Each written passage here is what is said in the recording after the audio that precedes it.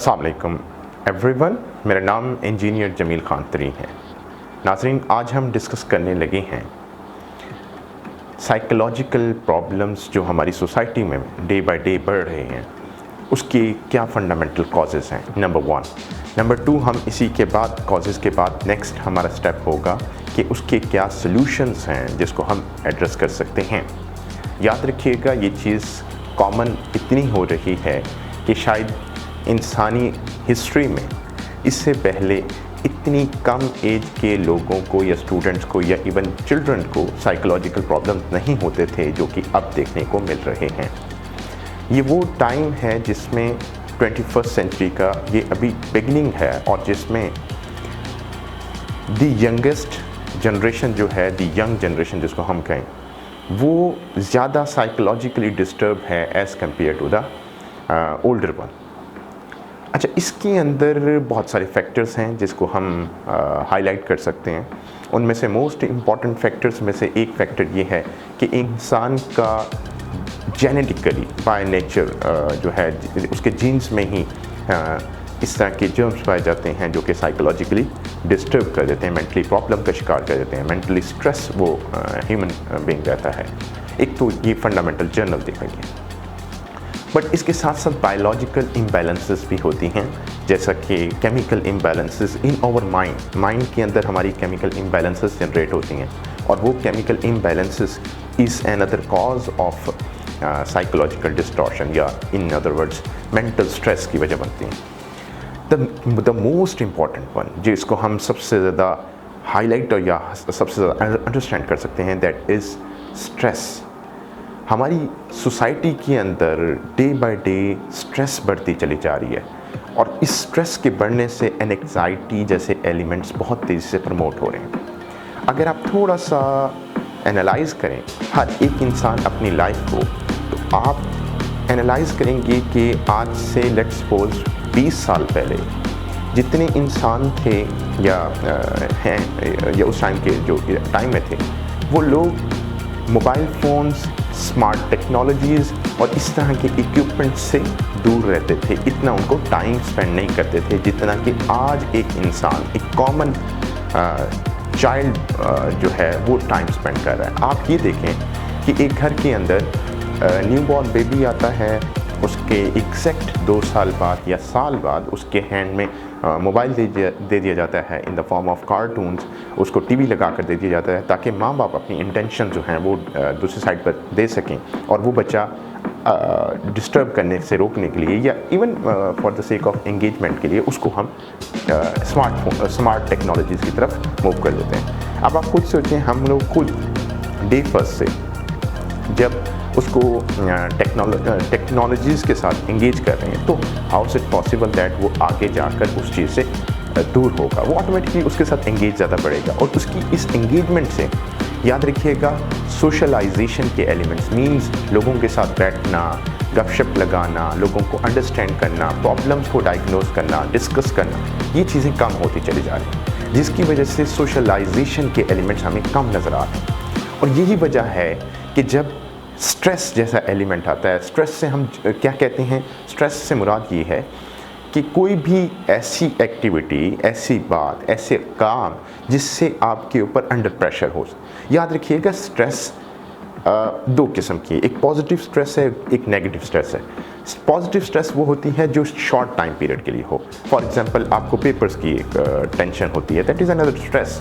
आपको अपने काम पर जाने की स्ट्रेस होती है, आपको अपना वर्क कंप्लीट करने की स्ट्रेस होती है, that is a positive stress और वो शॉर्ट टर्म होती है। और याद रखिएगा, वो बड़ी बेनिफिशियरी होती है, आपकी एनर्जी आपके अंदर बूस्ट ले आती है और आपकी वर्किंग में एफिशिएंसी लाती है। बट इसके साथ साथ दूसरी है स्ट्रेस, नेगेटिव स्ट्रेस। वो नेगेटिव स्ट्रेस बड़ी ही ख़तरनाक स्ट्रेस है।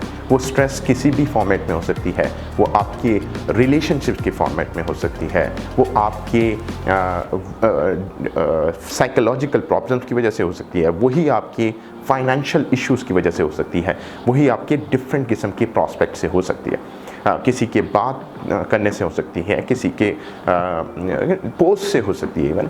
सो such type of things are there in our society और उसकी वजह से जब हम मैक्सिमम कनेक्ट हैं इन आवर अगर आप देखें तो अपनी डेली लाइफ की रूटीन्स देखें तो एटलीस्ट हर बंदी 5 से 6 घंटे एटलीस्ट, अगर हम थोड़ा थोड़ा टाइम भी कैलकुलेट करें तो 5 से 6 घंटे मोबाइल फ़ोन को दे रहे होते हैं, उस व्हाट्सएप को दे रहे होते हैं, फेसबुक को, इंस्टाग्राम, व्हाट्सएवर इट इज। तो उसकी वजह से हमारा ह्यूमन बींग्स का जो सोशल सेक्टर है वो दूर होता चला जा रहा है, और उसकी वजह से ऑटोमेटिकली इंसान को कम्युनिकेशन के लिए दूसरे इंसान की ज़रूरत होती है, और वो कम्युनिकेट नहीं कर पा रहे आजकल, और जिसकी वजह से लोगों में डिस्टेंस क्रिएट होता जा रहा है, और यही वजह है कि साइकोलॉजिकल डिस्टॉर्शन मज़ीद बढ़ती चली जा रही है। एक रीज़न। दूसरी रीज़न ये है कि सोशल मीडिया ने हमारी सोसाइटी के अंदर एक स्टैंडर्डाइजेशन का कॉन्सेप्ट बहुत ज़्यादा प्रमोट करना स्टार्ट कर दिया। लोग क्या करते हैं, लोग जो रियल फेस होता है वो नहीं दिखाते हैं, बल्कि वो चीज़ दिखाते हैं जो उनकी टॉप मोस्ट चीज़ होती है, सबसे बेस्ट दिन की। अब फॉर एग्जांपल किसी ने नया सूट पहना दिन में, एक दिन, तो उसने जनाब एक दिन पोस्ट की, अगले दिन किसी और दोस्त से लेकर पहन लिया, किसी और का सूट पहन लिया, कहीं और जगह पर वो चला गया जहाँ जो कि उसकी एक्चुअल प्लेसमेंट नहीं, उसने वो पोस्ट भी कर दी। देखने वाले एलिमेंट्स क्या होता है, वो इम्प्रेस हो जाते हैं। वो impress in a sense of is another form of stress, जो इम्प्रेस होते हैं और वो स्ट्रेस में चले जाते हैं कि भाई हमारे पास वो चीज़ नहीं है, ये दूसरे बंदे के पास है, या वो रिसोर्सेज उसके पास हैं, तो that is another form of stress as well. Plus याद रखिएगा, इस साइकोलॉजिकल स्ट्रेस या साइकोलॉजिकल प्रॉब्लम्स को हल करने के 3 फंडामेंटल तरीक़ेकार हैं। अगर आप पाकिस्तान में रहते हैं, दुनिया के किसी भी कोने में रहते हैं, तो आप अपने इस जो प्रॉब्लमेटिक सर्कल से बाहर निकलें, और वो बाहर निकलने का बेहतरीन हल ये है कि 3 एरियाज़ को टारगेट करें, जो कि अब हम 1 बाय 1 डिस्कस करने लगे हैं। नंबर 1 जो मोस्ट इम्पॉर्टेंट चीज़ है जो आपने ऑप्ट करनी है, दैट इज़ सोशलाइजेशन। अपने आप को दूसरे लोगों के साथ सोशलाइज करें। ये बात माइंड में बिठा लें। सोशलाइज से मुराद क्या है, दोस्तियाँ बनाएं, इंटरएक्शन बनाएं। दोस्त हैं नहीं हैं, go ahead to spend with someone else, time with someone else. कैसे वो स्पेंड करना है, दैट इज़ अनदर आर्ट। आप लोग देखते होंगे अपने सोसाइटी के अंदर बहुत से ऐसे लोग होते हैं जो कहीं किसी और सिटी में जाते हैं और वो वहाँ जाकर एडजस्ट हो जाते हैं। ये क्या है, that is another art of this thing. वो किस तरह की जा सकती है, फॉर एग्जांपल मैं आपको मिसाल देता हूँ। मेरे साथ एक बंदा मिला जो मेरे साथ से फॉर एग्जांपल चेयर लिफ्ट पे बैठ रहा था, वो नेक्स्ट फ्लोर पर जाता। मैंने जाते जाते उसको सलाम कर दिया। अब सलाम किया तो उसका इंटरेक्शन मेरे साथ हुआ। अब जब इंटरेक्शन हुआ तो मैंने पूछ लिया कि भाई आप कहाँ रहते हैं। उन्होंने कहा जनाब मैं तो 3rd फ्लोर पे रहता हूँ और मैं अपनी फैमिली के साथ रहता हूँ। मैंने उनको बता दिया ठीक है जी, आप 3rd फ्लोर पे रहते हैं तो मैं ऊपर 6th फ्लोर पे रहते हैं। किसी टाइम आपको टाइम मिले तो आएँ, गपशप लगाते हैं, डिस्कस करते हैं। तो that is an other form of interaction. अगर आप सॉलिड मुंह बनाकर और जनाब बस आंखें बंद करके करते रहेंगे तो फिर आप ऑटोमेटिकली सोसाइटी से मार्जिनलाइज रहेंगे। सो मेक श्योर दैट इस तरह की टेक्निक्स, इस तरह की टैक्टिक्स अडॉप्ट करें। आप किसी को चाय के ऊपर इनवाइट करें, आप किसी को कुछ खिला दें, किसी के साथ बुक्स शेयर कर लें, किसी के साथ अच्छे आइडियाज़ शेयर कर लें, किसी को कह दें खुद कि भाई मुझे ये प्रॉब्लम हो रहा है, आप मुझे थोड़ा सा टाइम दे दें, मुझे गपशप लगा के हम डिस्कस कर लेते हैं। तो ये इंटरैक्टिव एक्शन बन सकता है नंबर 1। और मैं आपको एक चीज़ क्लियर कर दूँ, हमारी सोसाइटी में अल्लाह ताला ने एक बहुत बड़ी ब्लेसिंग दी है। वो ब्लेसिंग ये दी है कि आपकी हर एक सोसाइटी के अंदर मस्जिद का क़याम होता है।